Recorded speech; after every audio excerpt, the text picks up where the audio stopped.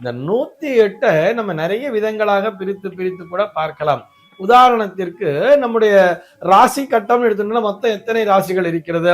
12 ராசிகள் இருக்கிறதுன்னு சொல்றார். எத்தனை கிரகங்கள் இருக்கிறது? நவ கிரகங்கள், 9 கிரகங்கள் இருக்குன்னு சொல்றார். இந்த 12 இன்டு 9 அப்படின்னு சொல்லி போட்டோம்னா 12 இன்டு 9 இஸ் ஈக்குவல் டு 108 அப்படிங்கிற மாதிரி வந்துடும்.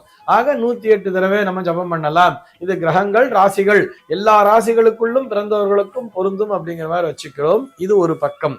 இன்னொரு முறை என்ன தெரியுமா? அதாவது நாம் அனைவருமே ஏதோ ஒரு நட்சத்திரத்திலே தான் பிறந்திருப்போம்.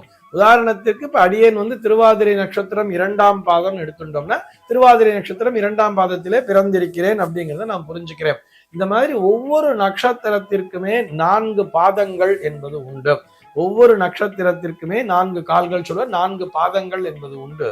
4 பாதங்கள் நம்ம பாதம்னா ஏதோ கால் நினைச்சுக்கிறத விட நம்ம எப்படி நினைச்சுக்கலாம், 4 பாகங்கள் கூட வச்சுக்கலாம்.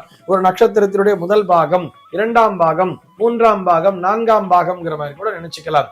இப்படி எல்லோருமே ஏதோ ஒரு பாகத்திலே தான் பிறந்திருப்போம். மொத்தம் இருக்கக்கூடிய நட்சத்திரங்கள் என்பது 27. மொத்தம் 27 நட்சத்திரங்கள். ஒன்றுக்கு 4 பாதம்னு வச்சுட்டோம்னா அதை பெருக்கி பார்த்தோம்னா மொத்தம் 108 பாதங்கள் என்பது இருக்கும்.